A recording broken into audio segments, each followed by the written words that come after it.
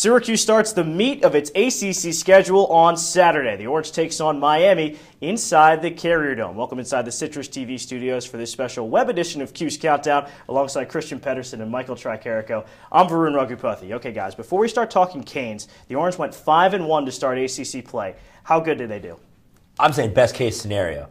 When I was looking at this team going into the season, a lot of unanswered questions, a lot of blank spaces. Being 5-1 in the ACC, I'd be happy with it if I was Coach Boeheim. Yeah, it was against the bottom half of teams in the ACC standings, but with a young team and a team that needs to figure out how it's going to fit in after the Chris McCullough injury.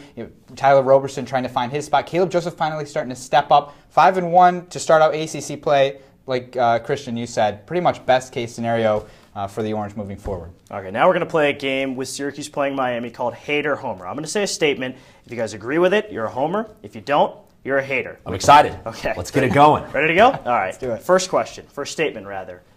Ron Patterson will have less minutes than Caleb Joseph. I'm going to hate on that. I'm going to say that Ron Patterson needs to get out there a little bit more. Caleb Joseph, the experiment's not working out as well as we'd hoped. What do you think, Mike? Yeah, I'm going to agree with you. I think Patterson, as far as versus Joseph, Patterson plays a bit better defense than Joseph. We've known that Boeheim likes to put the guys that are better on defense out there. Joseph looks lost on the defensive end. He's not in the correct spot. Rotation is very slow, and that's why he's not getting as many steals in that zone defense. And then offensively, Caleb Joseph pitter-patters just a bit too much for my liking, especially going to the left side. Doesn't seem to have a strong left hand as we've seen in the past. So real quick, would you rather have Patterson or Joseph on the court with 2 minutes to go?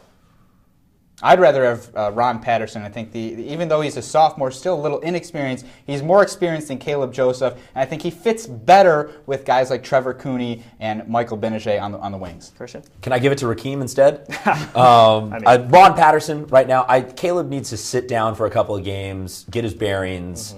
Mm-hmm. He has so much room still to mature that he just needs to calm down and realize there's more years left in his time till he's a premier player. Right. So he's certainly following up some great Syracuse players, Michael Carter-Williams and Tyler Ennis from last year. Not quite up there just yet. But Syracuse this year, 14-5, not ranked, but the record of 14-5, you can't say that's terrible, right? So the next statement is that the record is where we thought they were going to be.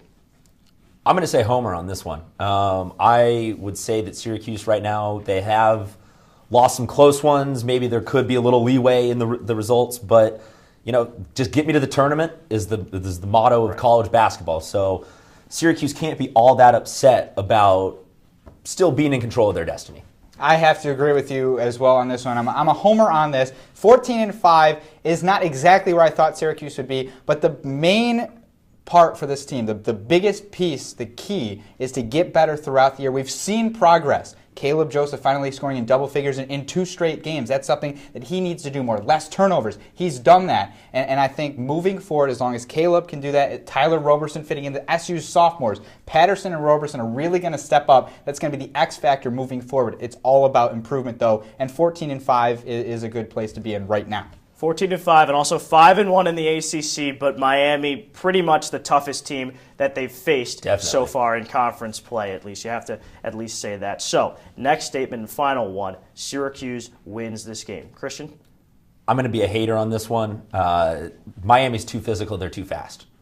I'm going to disagree with you. I'm a homer, big SU homer on this. I think Syracuse with Rakeem Christmas inside is going to be able to attack Miami. The guards are going to be pressured on the outside. We'll see how Caleb Joseph and Ron Patterson can handle the ball, but I think Michael Benajay and Trevor Cooney are also going to handle it. We've seen it already. Cooney can handle the ball at the top, and Michael Benajay is very aggressive going to the basket. When he gets it up top, he can drive, make guys collapse on him, and kick out to Cooney. And if we could get Patterson shooting on the wing better than he has been, his field goal percentage is much lower than we would like, then I think I'm not saying that it's going to be a one lopsided victory, but our first question was about player status. Mm-hmm. You're not going to win games if you're discussing who should be out on the court. It's certainly a small bench for Syracuse, the Orange, with its toughest test so far in ACC play, taking on Miami at home on Saturday. If you want all of our coverage for Citrus TV, you can go on Twitter at Citrus TV Sports and also at Cuse Countdown for updates of the game. Alongside Christian and Mike, I'm Varun. Enjoy Syracuse and Miami, everybody.